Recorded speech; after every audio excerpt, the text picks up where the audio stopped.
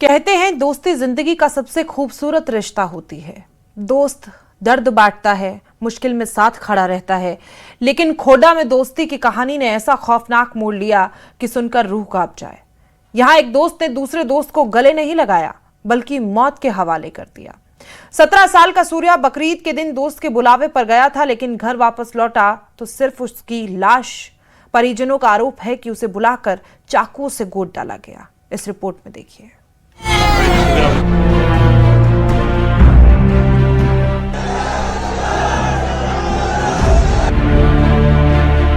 Police से मैं क्या कहूँ, पुलिस तो कुछ करती नहीं है। मेरे बच्चों को इंसाफ मिलना चाहिए, मुझे खून के बदले खून चाहिए।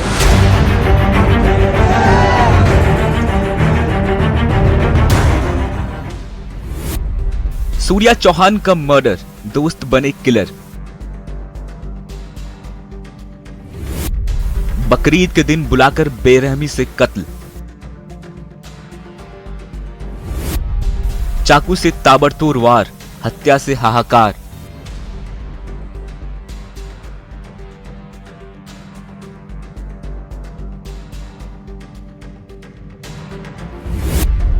फरहान, आसिफ, नवाब गिरफ्तार, असद फरार।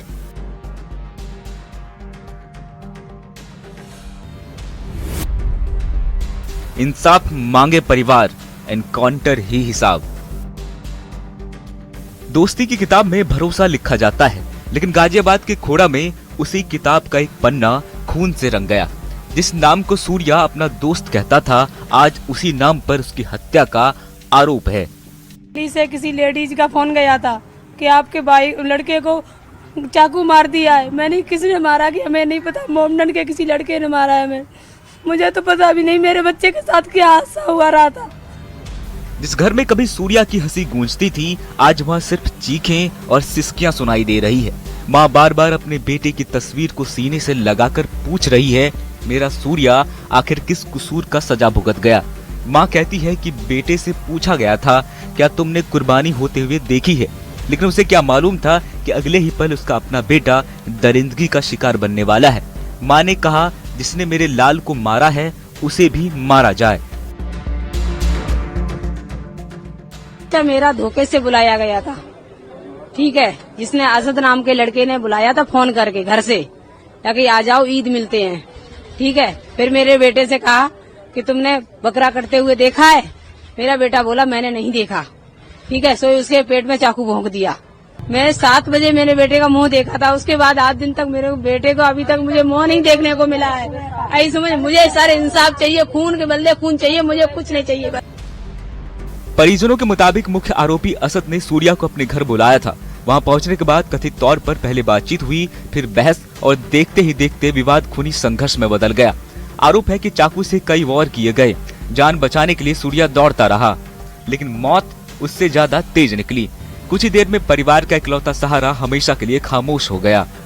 मैम हमें फोन करके बुलाया था ईद वाले दिन, मेरे को और आयुष को और एक बार सूर्या को। हम तीनों को बुलाने के बाद वो सब ये पूछते हैं कि तुमने कभी बकरा हलाल होते हुए देखा है। हमने बोला नहीं। फिर उसके बाद सूर्या को बोले आज मैं तुझे दिखाऊंगा। सूर्या को आगे लेके गया था, केला असद नाम का लड़का और फरहान आतिफ नाम के लड़के थे, और उन्होंने चाकू मार के भाग गए। वो भाग गए, वहाँ छोड़कर भाग गए। हाँ। कुछ बहस हुई, कुछ हुआ, क्या हुआ? पहले बहस हुई थी, पहले उनकी गाली गलौज हुई थी। तो पहले से जानते थे, पहले दोस्ती थी, कभी फिर झगड़ा? ऐसे चलते फिरते मिल गए तो बात हो जाती थी, वरना वैसे कोई दोस्ती वैसे कुछ नहीं था। बहन की आंखों में भाई की यादें हैं और होठों पर सिर्फ एक सवाल, मेरा भाई वापस कौन लाएगा। हमें बस इतना जानना है, जैसे मेरे भाई को हमारे बीच से छीन लिया गया है, वैसे असद को भी फुल एनकाउंटर के साथ हमारे सामने लाया जाए। हमें तो देखना है, डेथ बॉडी देखनी है। पुलिस ने इस मामले में फरहान, आसिफ और नवाब को गिरफ्तार कर लिया है, जबकि मुख्य आरोपी असद की तलाश जारी है। पुलिस का कहना है कि सभी पहलुओं की जांच की जा रही है।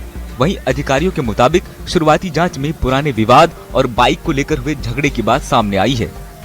कि 5 आरोपी इसमें नामजद किए गए हैं और इसमें से 3 की गिरफ्तारी पुलिस के द्वारा कर ली गई है। सर, कुर्बानी का नाम आ रहा है, कुर्बानी देखने के बहाने बुलाया था, कितना सत्यता है, क्या है? नहीं, ये लोग पहले भी साथ में थे, उसके सीसीटीवी फुटेज हमारे पास हैं और बाइक चलाने को लेकर इनके बीच विवाद की स्थिति बनी थी और ये लोग पहले से परिचित हैं और उसके भी प्रमाण हमारे पास है। सर टोटल कितने आरोपी हैं इसमें? 5 लोगों को नामजद किया गया है और सबकी संलिप्तता की जांच पुलिस के द्वारा की जा रही है। असद के नाबालिग है क्या? चल रहा था इनकी। सर जिन लोगों की गिरफ्तारी हुई है उनके क्या रोल हैं? देखिए अभी तो आपराधिक षड्यंत्र के संदर्भ में उनकी गिरफ्तारी की गई है, अपना देखा जा रहा है। अभी पूछताछ का ये विषय है कि किसका क्या रोल है और जैसे ही बाकी 2 लोग भी अरेस्ट हो जाते हैं तो पुलिस अपनी कार्रवाई कंप्लीट करेगी। मुख्य आरोपी बालिग है नाबालिग है?